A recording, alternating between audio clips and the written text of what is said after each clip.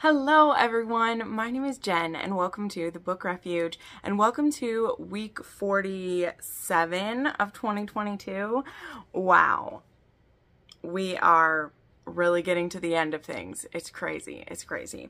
Yeah, I hope my American friends had a wonderful Thanksgiving week.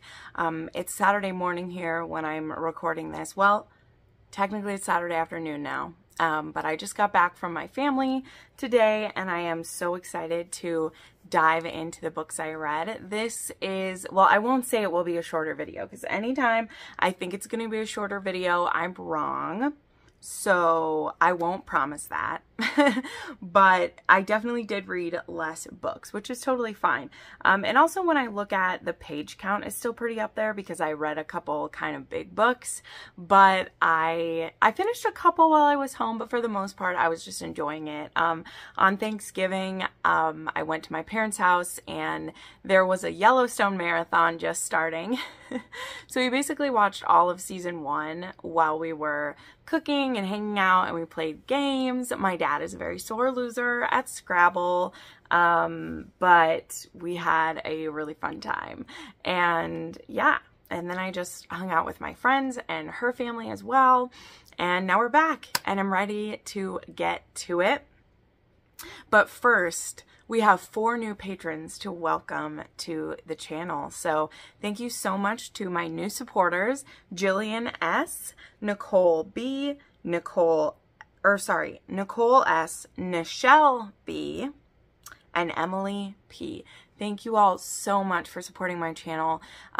Getting people popping up as new patrons over the holiday just really warmed my heart and made me feel so loved that you would be thinking of me and want to support me this time of year. I'm so excited about it. I have the next meeting with my accountant on Tuesday, and this is the big one where we're going to start talking about how much I'm going to owe for this year. So definitely stressing out, and it made me feel a little better to see that support popping up. If I am a creator that you would like to support, I have the links down below for this. Of course, just you watching this video, being subscribed to the channel, make sure you hit the bell to be notified. I know that when I made a video a little bit ago, I talked about how YouTube had really been like suppressing my channel. And I guess suppressing is me trying to make it like it's a big deal, where I know I'm not the only person that's happening to. I mean, it is a big deal to me. I've seen my views and my new subscribers struggle a lot. And I always try to be open and honest about it because I think as a viewer, we don't always know what's going on. I mean, if we're still always watching our creators' videos, we don't notice that. But I've seen just like huge decline, but yet I still have the same amount of like views on some videos, but like channel growth has still stagnated. It's strange. It might just be a phase, but it's normally those kind of phases last like 1 month at a time, and there's been this steady like, what is YouTube doing? But despite of that, I did cross 16K this week. It happened, I think, on Wednesday when I was heading home. I finally crossed 16K, which was my goal for the end of 2022. So I feel great that I hit that 5 weeks early. I definitely will be a little more conservative, with my goals for 2023, but still, that was a really good boost. You guys were loving the rec videos that I put up this week, so that's really great. But anyway, sorry that turned into a little 411, but you guys know I like to keep you updated and let you know that it does matter if you're liking this video and if you're subscribed to the channel. And if you've noticed YouTube has unsubscribed you from my channel, make sure you resubscribe to that and hit the bell, because I've had some people commenting on my posts like that where they're like, you always used to show up at the top of my list and now you don't anymore, even though I watch every video you do. And that may or may not be reasons for that are based on those specific people, but it always puts a little bit of fear into my heart because I'm like, what the fuck, what's happening? But anyway, thank you to the new supporters. If you guys want to support the channel in a way above and beyond just watching it, I do have links for how to become a channel member, how to become a patron, as well as there are places for one-time donations down below as well. So thank you so much for everything you guys do for me. And after I wasted 5 minutes whining, let's get into the books that I read this week, because I did read some fun ones. First, we have to start off with a reread that I did. This one was one for a patron. So I annotated this, wrapped it up, and it's going to be sent on its way on Monday, hopefully. I have a lot of packages to send out, so I think this will go out on Monday. But I got to reread Again the Magic, which is just as magical as every time. And I say this to my friends, like, when I reread this book, which I've read it, I think 4 times. I haven't read it a ton because it is almost angstier than I can handle. But Lisa Kleypas, I obviously trust her with the angst, so I go with it. But this is a second chance romance between Aline Marsden and John McKenna. And John was a stable boy and then kind of a footman at the Marsden estate. And Aline and him are young and they're falling for each other. And then her sister accidentally spills the beans, and her father finds out that she's in love with this man. And so she threatens him with death. Or I mean with transportation, all these crazy things, if he doesn't like stop being in love with her, and if he doesn't go away. So Aline breaks his heart and gets him to go away, and then 12 years later he has become a made man, and he comes back, and his plan is to get some kind of revenge. He wants to fuck Aline, fuck her out of his system, and then be able to move on with his life. Only the feelings are just as strong as they ever were. And Aline hasn't married someone and moved on. She has missed him all this time. And she has some secrets that she's afraid to share. And every time I reread this, there gets to this point in this book where I get so mad at Aline for the choices that she's made. And then just a few pages later, I totally forgive her and believe that these two should be together. So that was no different this time. I absolutely loved rereading this book. I cried all over the copy that I'm sending to Lisa. Lisa, my tears are on your book. I apologize. But, you know, maybe play hide and seek with them. See if you can spot all of the spots where I cry on this book. And I didn't even mention there is a love story for the sister, Olivia, and another man in here that is also a very beautiful love story to me. So highly, highly recommend that book.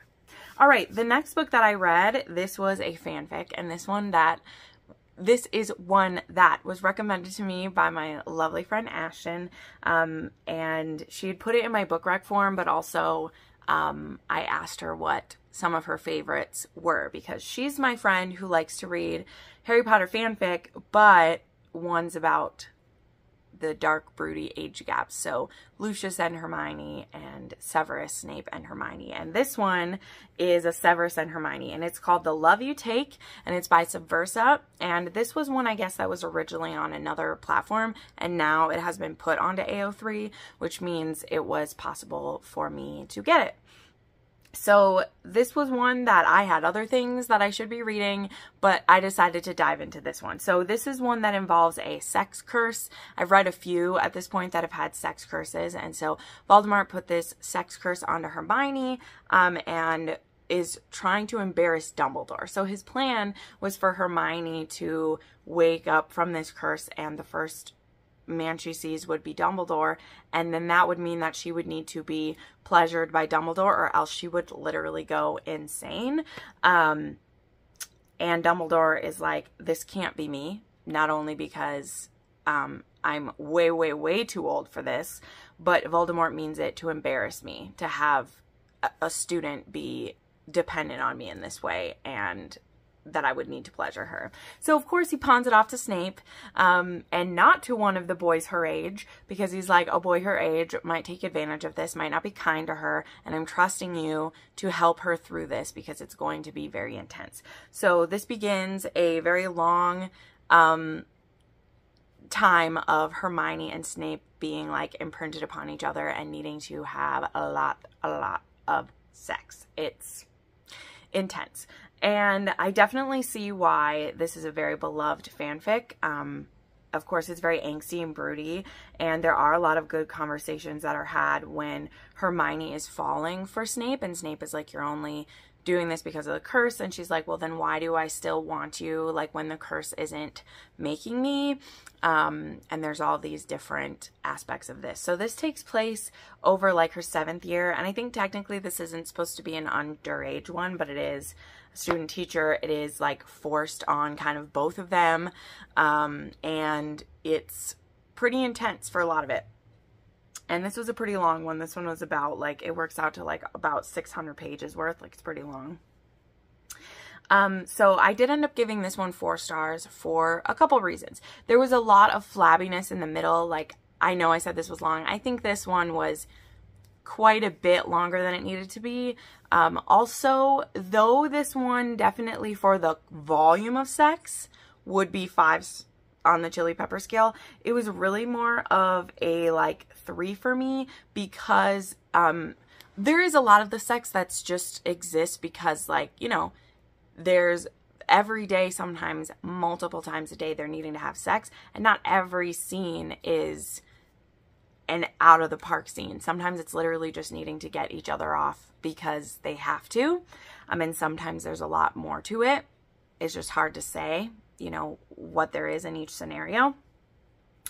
And it just got pretty boring by a certain point. Like, between, I'd say, 60 and 90%, I was skimming most of the scenes, and they just felt very, like I said, boring. And in a sense, I'd say they're maybe supposed to, because it's just showing that this curse never lets them go, even when they have feelings. Some other things I didn't like, there are some like originally created characters like put into this that I didn't care for. I mean, you're not supposed to love them, but I just felt like they had too big a part in the story.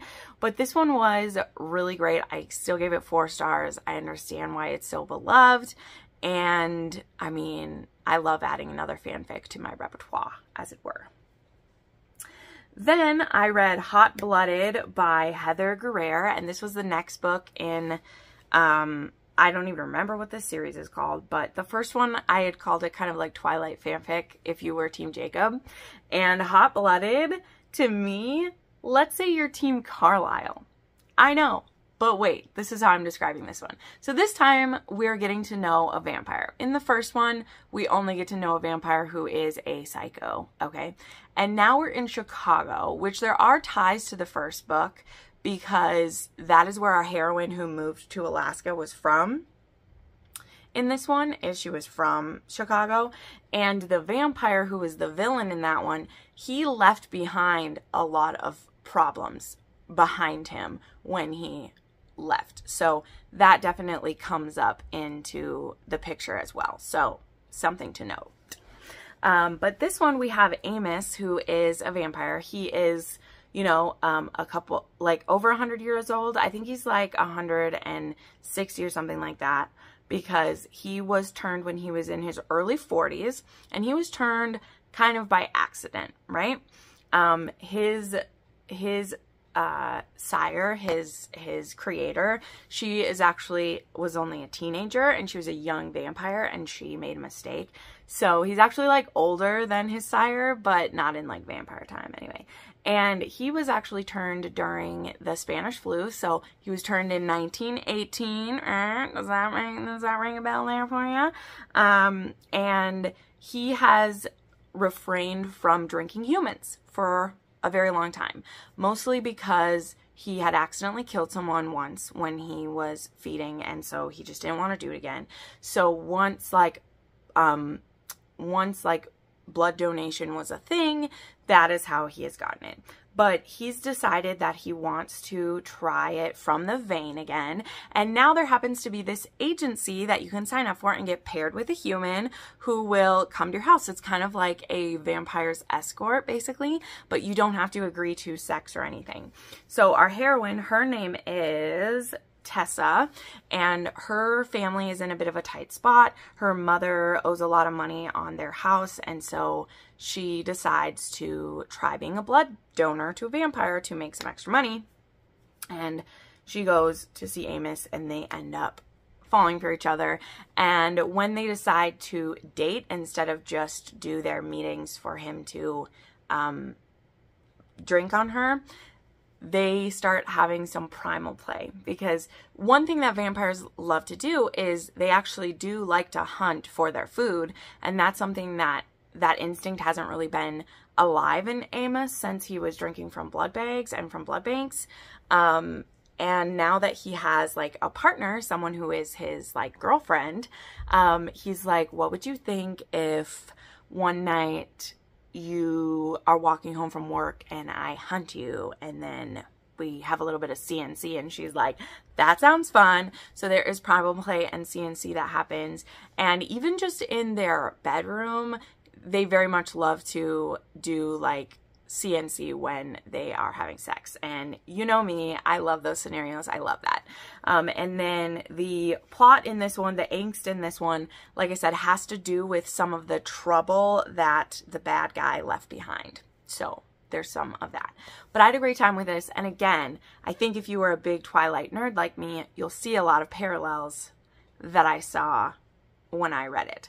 And there is one more book so far in the series. I don't know if it's just completes the trilogy or whatever, but I know this one is about one of the werewolves again. So I will be reading that. I don't know when I'll get to it right now just because of scheduling, but I will get back into the series because I'm very much enjoying them quite a bit. All right, then I had another reread, and this one, drum roll, was the beginning of my rereads for 2022. So of course, I made a video about this already. If you check out my December TBR, I talk about this all the time. Any book that I've given 6 stars to during the year, I reread it at the end of the year to help me decide what my favorite books of the year are. And this year, I believe there's 17 or 19, I can't remember, that I gave 6 stars to, and I've already started rereading some of them. And so the first one that I reread was Brutal Vows by J.T. Geisinger. I was so excited to reread this one, and this wasn't one that I was needing to annotate, because some of the ones I'm rereading, I need to annotate them for people, so I couldn't listen to them. But I've been saving the audiobook. The audiobook didn't come out right when this book came out, so I read it. I read the ARC, of course, loved it, 6-star read, but I hadn't listened to the audio yet, and I was saving it. And while I was working on some of my Christmas presents, I was like, this is the perfect time. I listened to this all in one sitting. This is Raina and Spider, aka Homer Quinn, and Homer is supposed to marry Raina's niece, and it's going to be an alliance between the Irish Mafia, which Declan from Carnal Urges is the lead of, and Lily, who is, like I said, Raina's niece. Raina is a widow. She's a black widow. I'll leave it at that. And she's the one who supposedly gets to approve whether Spider marries her niece or not. Her brother's kind of fucking around about that, but whatever. We'll get to it. We'll get to it. And Raina is very jaded. She is a grumpy for sure. She never had good experiences with men. She was married off to her husband when she was 16, and he died 3 years ago, and she moved back in with her mother and her brother and her niece. And she does not trust this Irish sexy man. She doesn't trust him with her niece. Spider doesn't really want to be marrying her niece either, but we go where we go. Like I said, I listened to the audiobook. Troy Duran does all of the male voices in this series to perfection. He makes them each so distinct that it works for me. Like, it really does. It works for me. And then the person who reads Raina, I don't know her name off the top of my head, but she was excellent. She brought exactly what I pictured Raina to have. She had this very sultry voice, and it just worked. This book has praise kink for the hero, okay? Spider blushes so beautifully, and Raina realizes that when she praises her good boy, he just lights up for her, and it's so great. I wouldn't necessarily call this where, like, he's submissive, really. There is some fun role play that happens because Raina really likes her smutty books, and Spider wants to let her live out some of her fantasies. But when they are having sex, if she praises him for really giving it to her real good, Spider just loses it. And I really like that. I liked seeing praise used in a way that you know, there doesn't have to be more to that kink. You know, it's like wanting to be blindfolded or wanting to, you know, play with some toys or things. It doesn't have to be you go into a full dynamic or anything. But when she would praise him, he would just glow. And I just love that. JT makes it work so well. Absolutely adored rereading that book. Then I read Game Changer by Rachel Reed. This is a book that I actually had gotten an arc of the re-release, and I got this arc quite a while ago, and I felt very bad that I didn't end up getting to it, but I just wasn't in the mood at the time. But all of the audiobooks for this series are on AnyPlay. And so again, while I was working on some projects, I put the audiobook for this on, and the audiobook was pretty good. I did end up finishing it via the ebook, the arc that I had, just because I wanted to get it finished up before I went home for my trip. But this one is an romance. It's also a hockey romance. Our heroes are Scott, and Scott is the hockey player. And then we have Kip, who is actually a history major. He's trying to get a job at some different museums. But right now he works a couple different jobs, and one of them is at a smoothie shop. And Scott comes in and gets a smoothie on game day, and then he gets his groove back. And so he decides that getting a smoothie at this coffee shop is his ticket to win. And so that's what he does. Also, Scott is a closeted gay man, not bisexual, not anything else. Like, he's gay, and he's had to keep it a secret for a very long time. He hasn't had a real relationship because of that. He's only had random hookups at different times in his life. And Kip definitely thinks Scott is super hunky, and so they very awkwardly flirt around each other until it becomes obvious that they both are attracted to each other. And then they have this kind of secret one-night stand and eventually start dating. I know for a lot of people, it's the next book in the series everyone wants. People like Heated Rivalry is the one people want everyone to read. They're like, oh, it's so great. It's the best. This was still fun for most of it. Okay, so I would give this a 4-star. I would actually give it a 4 on the spice rating too, because there are toys used, there's voyeurism, there is lots of fucking between these two. They are versatile, both of them are, and I really love that. There's some praise that happens in here as well. But I still gave this 4 stars, and I thought it was beautiful how it did work out. I just don't like how long that it took. You know, it's just not my jam. It's not my jam. It's never going to be my jam. So when I read romances that have that trope, they're really never going to be a 5-star. It's different for me if it's a like gay for you or a coming out thing where they've never been with a man before. I'm really sharing you what I like to read a little bit. But when it's one where they both know they're gay and one person's out and is free and the other person is like, I just can't do it. It's not about how much I love you. It's about how worried that I am. Like, I just can't read those. I just can't. It hurts me too bad. Okay, I'm done ranting about this. I'm sorry. I just wanted to share my reasons why so that you guys know when everyone asks me to read Heated Rivalry, when I'm like, I'm going to have to pass. I'm going to have to pass. And if I do read it, I probably won't say that I'm reading it until I've read it. Because I do that sometimes. I do that sometimes. But a gay romance that I did just read that was freaking amazing. I would call this one queer, actually. I would call this one a queer one. I had someone recommend me a Star Trek fanfic because of the kinks that were in it. And this is a Spock and Kirk queer romance. It's fantastic. Okay, it was, well, I won't say fantastic. I enjoyed it immensely. I did end up giving it 4 stars, so I shouldn't say it was fantastic. But this one was recommended to me in my book rec form because it has sounding in it, is why they mention it. And there's also a lot of other kinks. Because the way this story is set up, Spock, because of the kind of species that he is, his species only goes into a heat once every 7 years, and so the rest of the time they are impotent, and they don't have orgasms or get aroused really at all. There is something you'll see as we go along, but at the beginning of this book, Spock decides that he would like to date Kirk, and Spock is kind of explaining to him how they wouldn't really have sex in the normal sense, and Kirk is like, well, I mean, I'm willing to experiment with you. Let's try some things. So that's what they do. And so this entire book, pretty much each chapter, for a good portion of it, is them trying different kinks and trying different kinds of sex. There is dynamic play for sure. This becomes like a DNS roles quite a bit. Like Spock is the D and Kirk is the S. And there are strap-ons used so that Spock is able to penetrate him. Those are amazing. Like I said, there's sounding in this.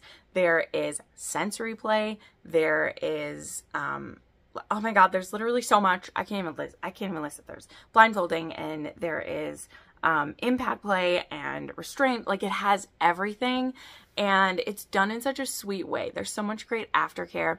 And then, of course, like near the end of the book, we do get to see the breeding cycle for Spock and like what going into heat looks like for them. And it was just really special. I liked it. I liked it. Obviously, like the fanfic author of this, so this was by someone who goes by Sunshine. Like, they say, like, each chapter is going to be a different kink. This is porn. The whole book is porn. Like, they literally say that. But I really liked it because we did try so many different things. There were so many different toys used. Oh, there was fisting. Fisting was a thing. Sounding was a thing. Like, it had so many things in it. And I really liked how we tried it, and I loved the open communication, and again, like their aftercare and how they cared for each other, and how how he would try to do sweet things for Spock, and Spock would be like, oh, he's trying to do a sweet thing. I don't really need him to do sweet things, but it's sweet, you know? So I had a good time with it. It was a fun time. So yeah, I gave it 4 stars, and it is definitely a 5 on the spice scale for that reason. And my trigger warnings are, it's all the kinks. No, seriously, all the kinks are tried. So just beware. But what's great about it is because each chapter is like a different kink, if there's one you don't like, you could just skip to the next chapter and like it doesn't get brought up again, really. So that. And then the last one that I finished, I told you I didn't read too much this week, but that's okay, is I read Midnight Secretary Volume 1. This is by Tomu Omi. And this is one I've been wanting to try, and I did end up just buying it on my Kindle and reading it on my Kindle, on my phone, sorry. And this one is a new secretary starts at this business, and she discovers that her boss is a vampire. And there isn't much in the romance part happening yet until the very end of this volume, where there's kind of a reveal about the possible connection between the boss and his secretary. But I had a good time with this. I did give it 3.5 stars. I find that a lot of manga, the first volume is rated a little lower, as I've shared with my small tiptoeings I've had into it. There's just a matter of like them setting things up. So there's a lot of like backstory you go through. There's a lot of that. And so there's not much forward momentum in the relationship yet, but that will come. That will come. I'm not worried about that. And I will definitely continue reading this. But yeah, the hero, he's definitely very snobbish and kind of like cutting to the heroine. He is a little bit rude about how she dresses. So our heroine is very like girlish looking, even though she is, you know, a woman in her like late 20s. So she wears glasses that she doesn't need, and she puts her hair in a matronly bun to make herself look less childlike and less stunning, as it were. So, you know, that's a trope that isn't always the like best to read, that like putting glasses on makes you less stunning. I'm kind of just like, okay, we're really going with that. But again, something you'll also notice in manga is a lot of stereotypes get leaned into when you're reading them. It happens. It happens.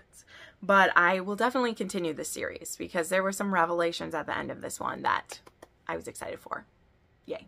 So yeah, those were the things I read this week. There was only 7, but I'm very excited for the next one. I'll give you a peek at what I'm reading / hope to read in the next week to whet your appetite, okay?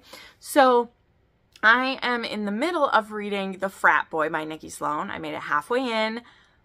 I have lots of thoughts already. I'm really enjoying that. I just bought a certain Cora Riley book that was released early, but I'm not going to comment on that yet because I have nothing to say except my friend Mary was like, Jennifer, you have to read this right now. So I was like, okay, I'll get to it when I can.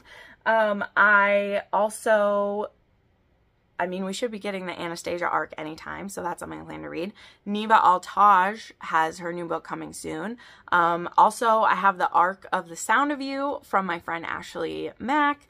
So yeah, I have a lot of good shit coming. So I'm very excited for this week. And between today and tomorrow, I'm going to try my best to finish the rest of my Christmas presents I have to work on. And then I will hopefully be able to really dive back into reading all these new things. So thank you so much for hanging out with me here and chatting about some books. Thank you so much to everyone who supports me. Thank you to the new patrons and channel members as always. And yeah, the next time we chat, it'll be December, which is bonkers. So I hope you guys have a wonderful week, and I'll see you next time. Bye.